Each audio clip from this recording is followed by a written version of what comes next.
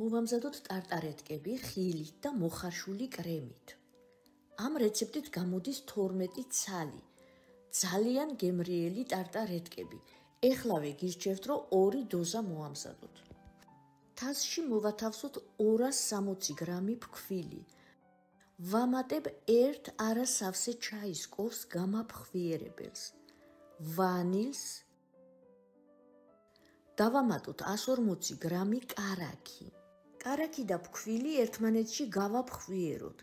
ჯერ კოვზით მოვურევ, მერე ხელით გავაფხვიერებ.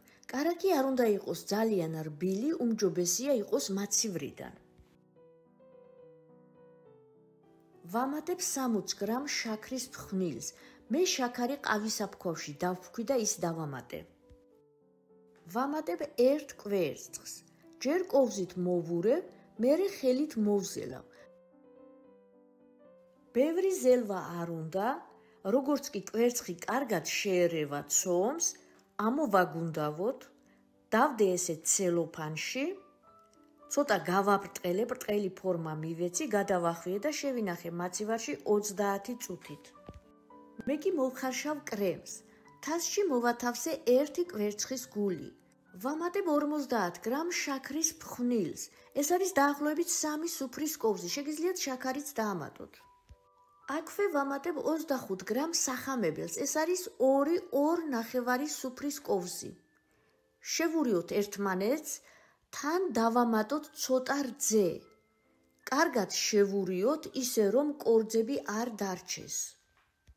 ვამატებ დარჩენილ რძესაც, სულ გამოვიყენე 300 მილილიტრი რძე.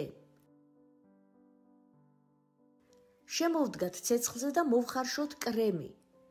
აუცილებლად დასაწყისშივე ძირზე მოვურიეთ, მე სათქვები შევცვალე სილიკონის კოვზით. ძირიდან, ფსკერიდან დაიწყებს შესქელებას. განუწყვეტლივ ვურევთ განსაკუთრებით ფსკერზე და კრემი თანდათან დაიწყებს შესქელებას. ბოლოს ადუღდება კიდეც და ვადუღოთ 2 წუთი და გადმოვდგათ. მაშინათვე დავამატოთ ვანილის. ვანილი თავიდანვე შეგიძლიათ დაამატოთ, თუმცა მე ხარშვაში არომატზე ვატყობ მზაობას, ამიტომ ვანილს მერე ვამატებ. ცოტა ოდნავ შევაგრილოთ, ძალიან ცხელი რომ არ იყოს და ჩავდოთ შიგ 50 გრამი კარაქი. კარაქიც მორევით ჩავადნოთ შიგ, კარგად გავაერთიანოთ, რომ ერთგვაროვანი კრემი მივიღოთ. კონტაქტზე დავაფაროთ ცელოფანი და დავტოვოთ გასაციებლად. ეხლავე მოვამზადოთ კენკრის სოუსიც, რომელიც შეგიძლიათ მოამზადოთ ჟოლოთი, მარწყვით და ნებისმიერი კენკრით. მე მაქვს ჟოლო, 300 გრამ ჟოლოს დავამატე 2 სუფრის კოვზი შაქარი, შემოვდგი და ავადუღე 1-2 წუთით და გადმოვდგი. ჟოლოს ისეთი საოცარი არომატი აქვს, ვანილს მე არ ვამატებ. შეგიძლიათ დაამატოთ ცოტა ლიმონის წვენიც. მე არც ლიმონის წვენი არ დავამატე, თვითონ ჟოლო არის რაღაც საოცრება, რომ ამას არაფრის დამატება არ უნდა. გადმოვდგი ცომი მაცივრიდან, გავყავი 12 ნაწილად. ავწონე, გავათანაბრე და ასე დავამრგვალე. გაითვალისწინეთ, რომ კრემი იმდენი გვაქვს, რომ მხოლოდ 12 ცალზე გვეყოფა. ერთი გუნდა ჩავდე ფორმაში და გადავანაწილე მთელ ზედაპირზე. ზევითაც, გვერდებზეც, თანაბრად უნდა გადავასწოროთ.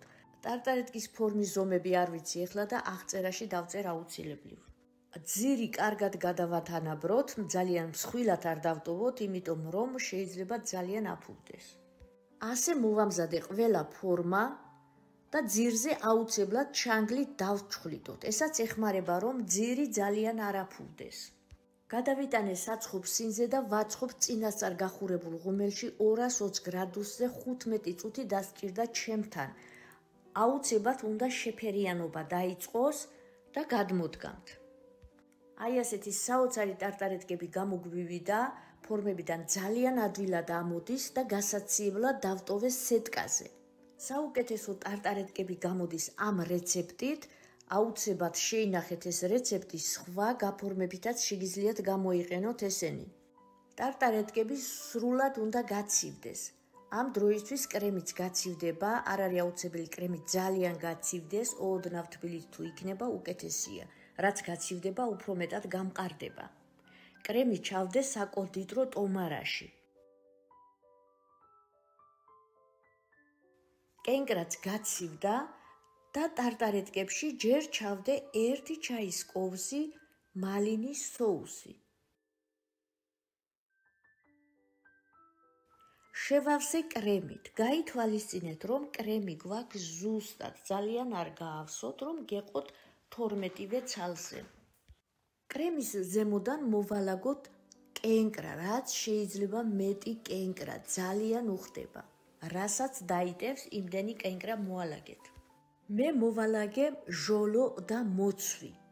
ჩვენმა ხილმა ბზინვარება რომ დაიწყოს და მეორე დღისთვისაც ახალივით იყოს, ზევიდან წავუსვი დეკორატიული გელი, რომლის რეცეპტი გაზიარებული გვაქვს არხზე და ეხლა გამოჩნდება ეკრანზე. გელი გამოიყენება თბილი, თუ წინა დღეების მოხარშული გაქვთ, უნდა შეათბოთ. ნახეთ როგორი გემრიელობები გამოგვივიდა, ძალიან დიდი მოწონება დაიმსახურა. გირჩევთ რომ ორმაგი დოზა გამოაცხოთ, ჩემსავით რომ არ შეგენანოთ. 2-3 ცალი ისე გავაქრე, ვერც კი გავიგე. მეორე დღისთვის საერთოდ არაფერი აღარ დარჩა.